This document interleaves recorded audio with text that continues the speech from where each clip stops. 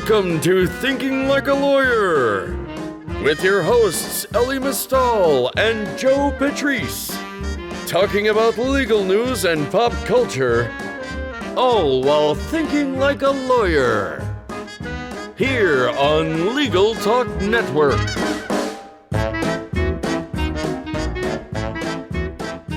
Hello, welcome back to another edition of Thinking Like a Lawyer. I'm Joe Patrice from Above the Law. I have with me Elie Mystal. How are you? Hey, what's going on? Law stuff.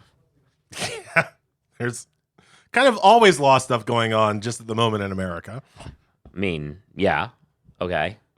That's not what I'm angry about, though. I'm not angry. It's the rare day that I'm not angry about Donald Trump, because I feel like finally there are other people who are now angry about the consistent illegalities committed by the President of the United States. Whether or not that will result in any kind of change is anyone's guess. But at least people seem to care right now. The media, Trump has been unable to get the media off this story, which is rare for him. So I'm enjoying that. And so instead, I want to talk about something that the media is not covering. Okay. I don't know how much of our listeners have been following the Amber Geiger trial. Mm-hmm. But Amber Geiger is the cop who, while off duty, shot and killed her neighbor. She alleges that she accidentally walked into the wrong apartment, saw a strange black man there, and shot him 2 times in the chest, killing him after he came at her. Everybody else says the black man was sitting alone in his apartment on his couch watching his TV, eating his ice cream. And this woman walked into his apartment and shot her. What's up with that? So last week she was, or I guess 2 weeks ago by the time you listen to this, she was convicted of murder. She got 10 years, which is a light sentence, but I don't want to go into that because it gets us into over-incarceration issues. Right, which, a conviction and sentence at all is probably a more white important. cop was convicted for murder for killing a black man. I will take that to the bank. I'm not going to worry too much about the heftiness of her sentence. But afterwards, one of the key witnesses in the trial was Botham Jean's, the black man who was killed, neighbor Joshua Brown. He was lived down the hall from Jean. He testified that he heard what he believed was a surprise meeting of 2 people, and then seconds later, gunshots. The cop, Amber Geiger, had argued that she had shouted, "Hands up, hands up." Joshua Brown testified that he didn't hear anything like that, and that there wasn't enough time for basically Amber Geiger's story to check out, which is people think is the main reason why she was eventually convicted. Josh Brown turned up dead last week. Mm-hmm. Initial reports say that he was shot in the chest and the mouth. Isn't that a well-known mobland sign for Signal? Somebody who maybe spoke out of turn? Yes. So he was shot. Interesting. He was shot and killed. The key witness in the conviction of a cop was shot and killed. This raises questions. The mayor of Dallas, where this all went down, urged people not to jump to conclusions. And for a good day, I held my fire both on Twitter and all through social media, kind of waiting to see how the police were going to explain this situation. And then the police story came out. According to the police, Joshua Brown was involved in a, quote, drug deal gone bad that involved, remember, Brown lived in Dallas. According to the cops, 3 suspects drove from Louisiana all the way to Dallas, about a 4-hour drive, to either buy or sell drugs to Mr. Brown. The deal went wrong somehow, and Brown ended up dead. Folks, that is not what happened. Yeah, the more important, you skipped over the only actually important part of this whole tale, and it strikes me there's a joke that I have, which an in joke that's long, whatever, but about ridiculous situations where you're like, oh, you're listening to somebody tell the story, and then they say the dumb thing, and they go, actually, now that I hear it myself out loud, I see what the problem is. What part of this story that when the cops told it, you're like, oh, well, now that I hear myself saying it out loud, this doesn't make any sense. It's the part where they're arguing. How do they know it's a drug deal? How they know it's a drug deal? Because according to the cops, they left after the deal went bad, they left the weed and the money behind. Yeah, when you say that out loud, that's where the story starts to fall apart, doesn't it? Right? You're going to drive 4 hours from Louisiana to Dallas to buy drugs, shoot the man who was selling you the drugs, leave the drugs and the money that you arguably brought to the party behind. That I assume after you commit an act like that, you start rethinking your life and decide that maybe drugs is not the path you want to be on. The reason why I skipped over that part of the story is because I don't actually think that's the dumbest part of the story. Oh, but it is. The dumbest part of the story to me, and this goes with our show here, if you think like a lawyer for a second, what the cops would have you believe is that the star witness for the prosecution in a cop murder trial was a drug dealer. Yeah. Yeah. That they rested their case on his say-so. That the fact that he was a drug dealer either did not come up or was unknown to the prosecutors during the trial, and that the defense attorneys, who again were cop lawyers, and a bunch of police officers also did not figure out that this man was a drug dealer and did not use his drug dealing past to impeach his credibility at trial. Folks, that didn't happen. Sorry. That is not what happened. There is no freaking way that you can be moving the kind of product that it would require to make it worth it to somebody to drive 4 hours to hook you up. And somehow none of the police, none of the prosecution, none of the defense attorneys ever figure that out during your high-profile murder trial of which you are a star witness. So I don't know what happened. Again, I have my speculations and thoughts, but what the cops say happened did not happen. Yeah, it's just like when I read the original explanation, and the question is, well, how did you know he's a drug dealer? Oh, because of all the drugs that were left and money that was left behind. I was like, now do you hear yourself? Have you thought this through? Because I'm not Nancy Drew, but that's one of those clues that, I mean. There's a good Dave Chappelle skit where he's playing a cop who's framing black people, and the Chappelle cop says, just sprinkle some crack on them. Then people will believe it. Like, it's if they just sprinkled some weed on them to make people. Instead of leaving large quantities of it and pretending that nobody would have taken that. Yeah, they left the money. Yeah, that doesn't happen. Yeah, it was a poorly conceived cover. The question, of course, being whether or not that was the point, whether they even cared, whether or not it was a credible cover story or not. Yeah, they were just, I do have worries about like the rush to, because the story is so obviously crap. They've arrested, at least last time I saw, 2 people. I don't know if they found the third they might have found the third suspect by the time you're listening to this. They've arrested people for this. They're trying to get people to confess to this thing that didn't happen. Like, that's Dallas the police in general, and Dallas and then what are we supposed to do about it, right? That's the other place I wanted to go. Like, the NAACP, Legal Defense Fund, has called for a federal investigation. Joshua Brown's family, his lawyer, a man named Elie Merritt, has called for an independent investigation. Who is independent right now in this country? Because traditionally you would say, like, okay, well, the Department of Justice needs to weigh in. Have you met the Department of Justice lately? The people who just arrested Giuliani's 2 flunkies over Ukraine stuff? That was SDNY.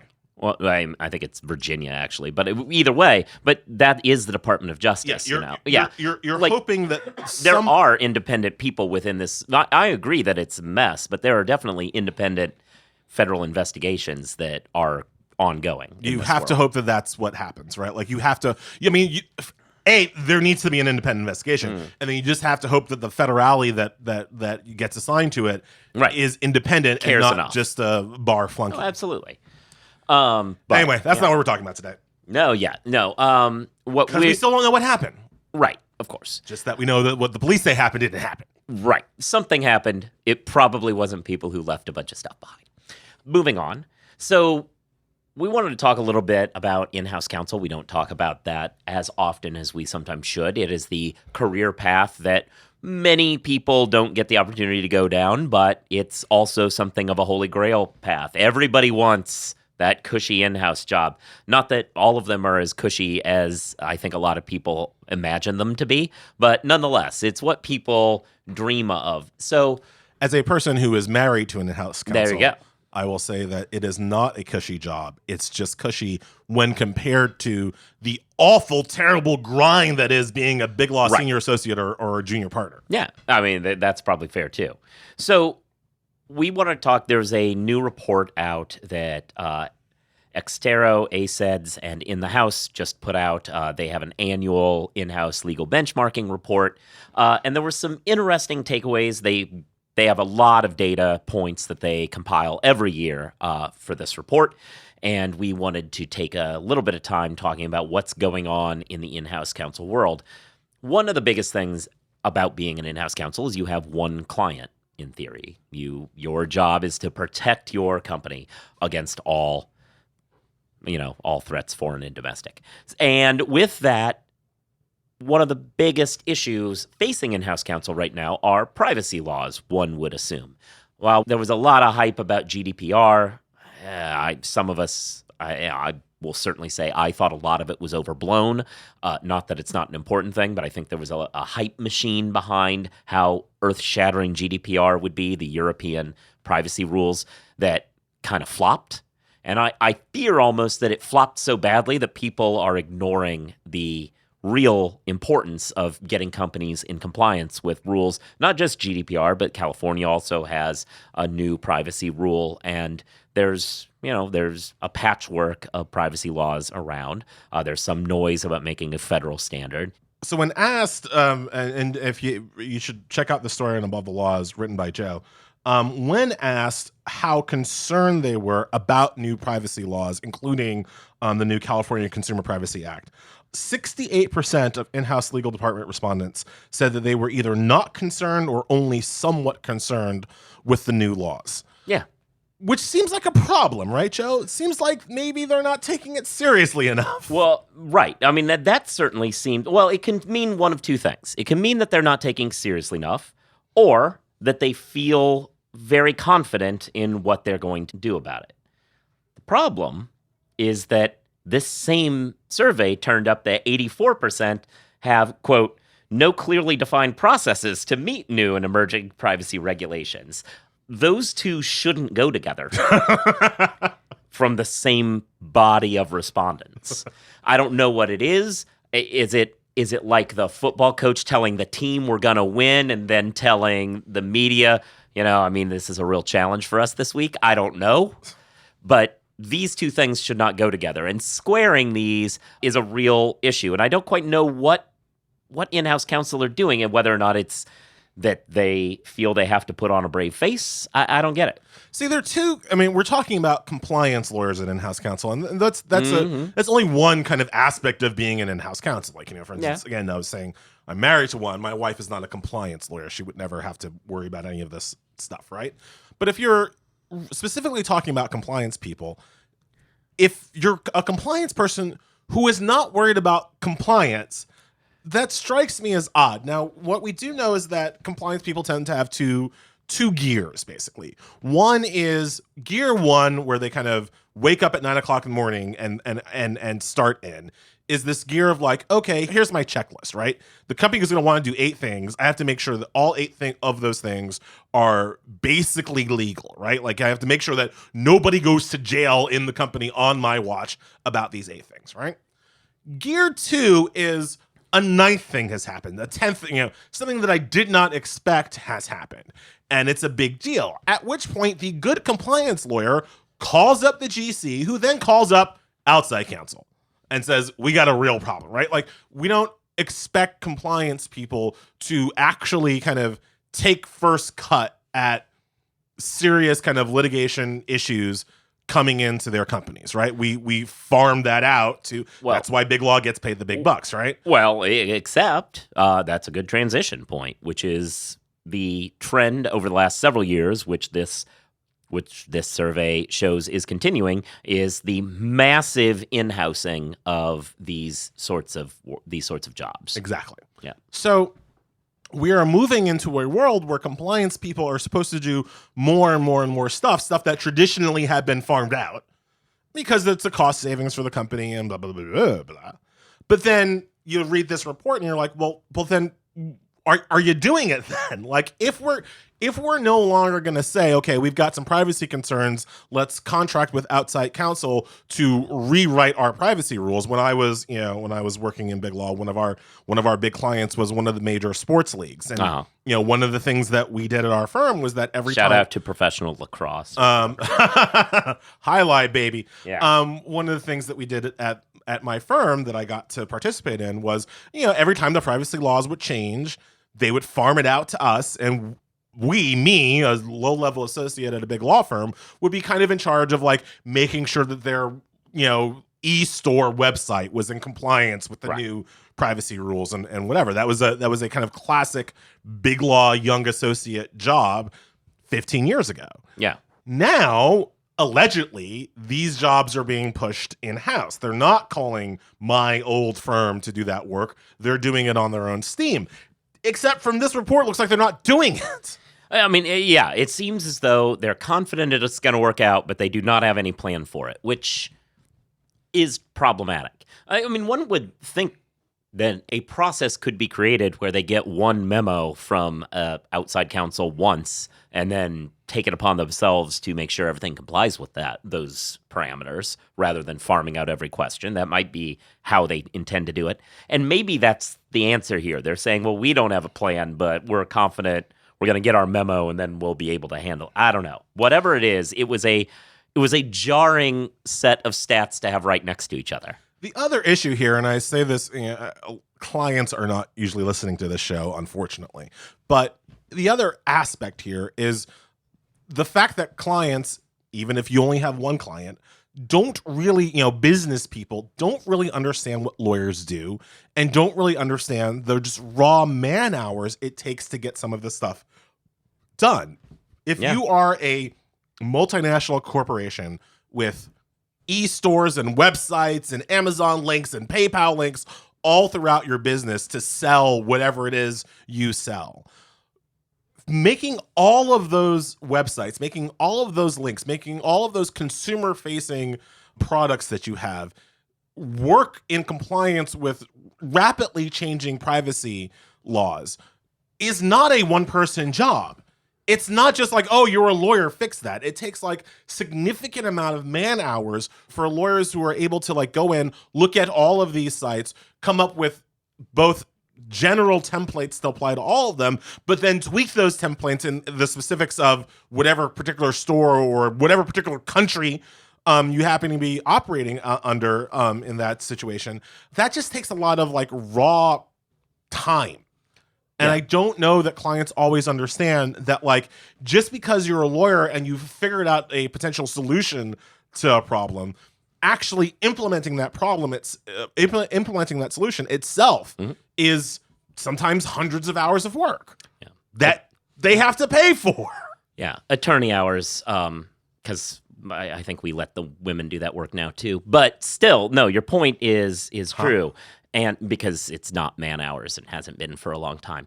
But but still, that's true. But I think this is a transition point to another aspect of this, and yet another story is there's also, when you're in-house, you talk about, so those of us who've never been in-house, we imagine the job being a glorified supervisor whose job is to tell a bunch of law firms to go do stuff and pay bills.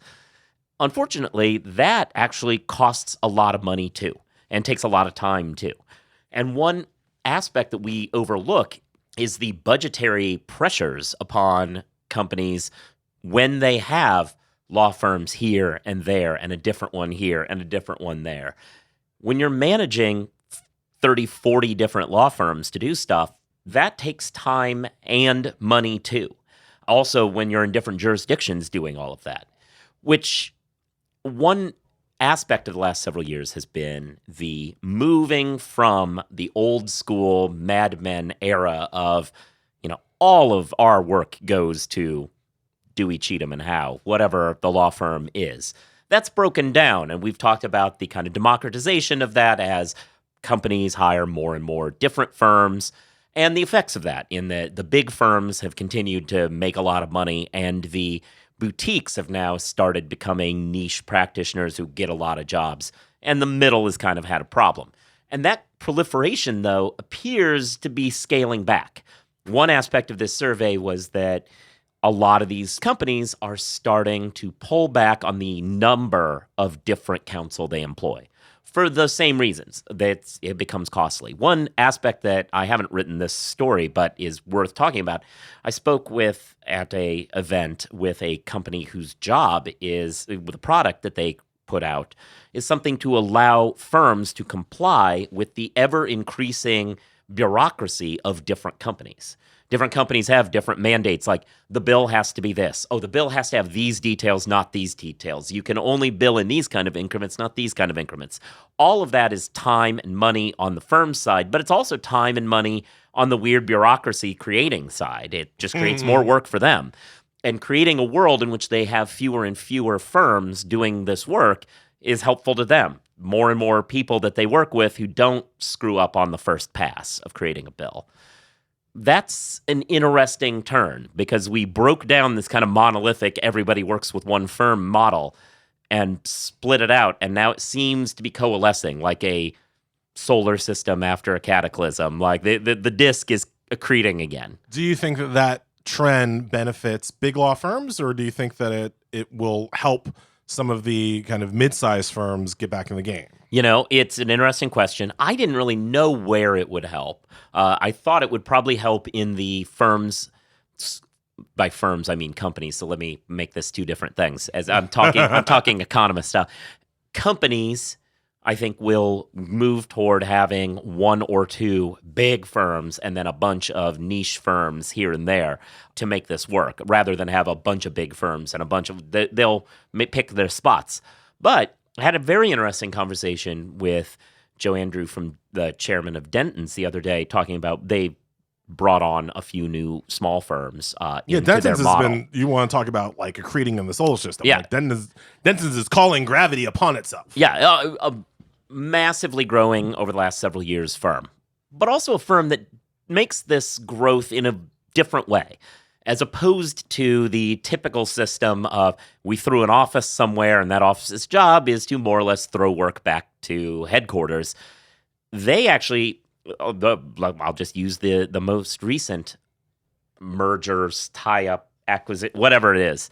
To use those models, the way they did it was a dual partnership model where the firms that they tied up with continue to exist as the firms they always were, basically, with the word Denton's thrown into it. And they will also be, while partners of their own firm, locally owned, they will also be partners of the Denton's overarching setup, this kind of dual partnership model, which in their mind allows the firms to maintain their local ownership. And this is something that is important to them, and you see it in their recent agreements in both Korea and across Africa. They brought on 5 African firms, all of which are not, hey, somebody from the New York office, you're now moving to Seoul. They were instead locally owned Korean firms that continue to be locally owned, but those folks are also partners of the overarching thing. What's the advantage of doing it that way? And the argument that they had, that Joe Andrew made, which I think is compelling in the light of this in-house discussion, was these clients aren't necessarily all in New York or wherever. They're spread out, and they want to go to the people they know. They want to go, and the people they know are the people who are going to understand the communities and what's going on and be able to get the work. They know what's happening. There's talent there as well as community knowledge, and those folks are who an in-house counsel really wants to work with. That's somebody they know. And it's more like the Big Four model. PwC is global, bigger than all of these law firms. It still has offices in Podunk City somewhere. That probably sounded bad towards those cities. Hayseed City somewhere. Flyover cities. Yeah. No, but whatever. It has agents in some of these smaller markets.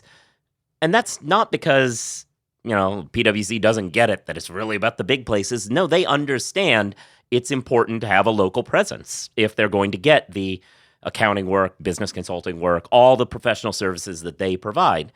Denton's logic is if every other professional service is being run this way, it's silly that we in law don't consider ourselves better than that. We aren't. We should be looking towards a situation where we empower local lawyers within the structure to be able to make those individual connections and then make those connections much as a PwC or any other of those companies would say, yeah, I'm the person running your thing, but I can leverage folks all over the world if needed.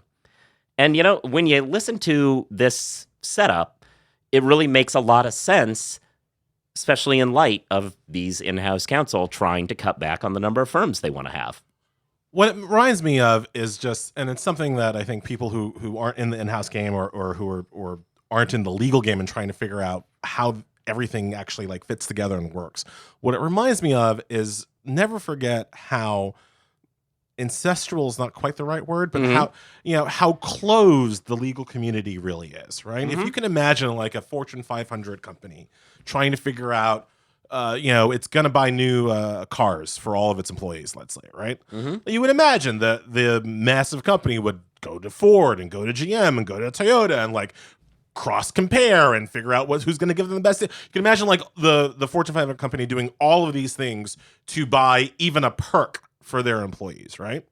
But when it comes to the law firms they use, it's not some kind of like nationwide search for the best law firm at blah, blah, blah. It comes down to like, well, we hire this in-house counsel for whatever reason we hire outside, that person, right? Yeah. And then that in-house counsel, that GC knows, Oh, I see what you're right? saying. That GC that this Fortune 500 company hired knows like 8 lawyers, and 4 of those lawyers work for that firm. So now this Fortune 500 company has like 50% of its legal work going to one particular big law firm because the GC knows the. Well, I mean, that was certainly the old model, right? It seems so it's so networking based as opposed to kind of any kind of real objective analysis of who's doing the best what where. Well, that was certainly the old model, and I think that has broken down. That we've seen over the last 15, 20 years or so, that has really broken down. And those relationships, partially because legal departments got bigger, there's more people moving around, and there's a better flow of information. So a lot of those relationships broke down, and we have been kind of talking about it in the lines of, oh, those days are over. It's not about that kind of networking. It's more objective. Your costs, your return on investment. They've got data up the wazoo. They can tell whatever. This argument that Denton's is banking on, and what this survey kind of suggests they might be right about, is that the networking that broke down was the nonsensical networking of, I don't know, I've heard of Cravath. That kind of networking has broken down. What hasn't broken down, though, is the local connections. Somebody who can actually tell you, oh, I understand what you do. A factoid that I heard that is, intellectually is true, but then when you hear it, you're like, oh, wow. America in particular, and this is true all over the world in different places to different levels. But say in the UK, 70% of the major British companies are headquartered in London. That's obviously what happens. In the US, you take the Russell 3000, whatever, 7% are in New York. There are major companies everywhere. I was in Lexington, Kentucky the other day, and I passed a building for the printer company, Lexmark, and I was like, oh, I'll bet that's because they're from here. I've never known that. But that's the thing. A major company that you interact with whenever you printed things back in the day, you didn't necessarily know where they were from. And that's where understanding the local challenges, especially when, if you're doing an IPO, you probably want somebody in New York. But companies face challenges that are much more local to them. Real estate deals, zoning issues, so on and so forth, which you'd want somebody who understood what was going on there. Mergers, tie-up, supply chain deals, people who understand the area. Isn't that, but to push back a little bit on the Denton's model, isn't that what we used to just call local counsel? Right, and that's the issue. Local counsel, though, was when those folks hire the central metropole in this example. New York hires somebody whose job is to have no thoughts but to sign a document and put it and hand it to the court. That's not a particularly effective model from a strategizing perspective. And moreover, you know what it does for the in-house counsel? Adds a layer. Now you're paying you've got another mouth to feed. You're not paying the person who's doing your work for you. You're paying somebody to hire another person to do work for you. You cut out that kind of the retail model there, and you're going wholesale in this sort of setup, which for companies who are increasingly nervous about how their spend is, that makes some sense. I don't know how it's going to necessarily turn out, but I certainly, after chatting about these mergers with him, and then having seen this study the day before, in my head, it all kind of clicked together that you can't really argue that this isn't reflecting where in-house counsel at least see themselves right now. Absolutely. Yeah. Check out the story in Above the Law. It's really interesting because as we've been trying to talk about, like, it challenges some of our assumptions as to what in-house counsel or people are thinking, are feeling, and certainly it challenges the assumption that they give a shit about privacy because Jesus Christ. And there's a link there to download the actual report too, if you want to get into the details and don't necessarily want to take my analysis for it. And there's a lot more data points in the actual report that I didn't even get to. All right. So with all that said, I think we're done. You should be listening to this, which you are, which is great, but don't stop there. You should subscribe. You should give it reviews. It helps us move up the chain of command in the search for a legal podcast. You should be reading Above the Law. You should be, interacting with us. He's at Elie NYC. I'm at Joseph Patrice. If you have any questions you want us to potentially talk about, by all means, write them to tips@abovethelaw.com. You can say, thinking like a lawyer mailbag or something, and we always are interested in potentially having some material to discuss that with. You should also listen to the Jabot, which is Catherine Rubino's podcast, also of the Above Law network of shows, I guess, which is all part of the Legal Talk Network, which also has a series of shows that don't involve any of us Above the Law people, but you should be listening to those offerings as well. And with all that, I think we're done. You guys have a nice one. All right. If you'd like more information about what you've heard today, please visit LegalTalkNetwork.com. You can also find us at AboveTheLaw.com, ATLRedline.com, iTunes, RSS, Twitter, and Facebook. The views expressed by the participants of this program are their own and do not represent the views of, nor are they endorsed by, Legal Talk Network, its officers, directors, employees, agents, representatives, shareholders, and subsidiaries. None of the content should be considered legal advice. As always, consult a lawyer.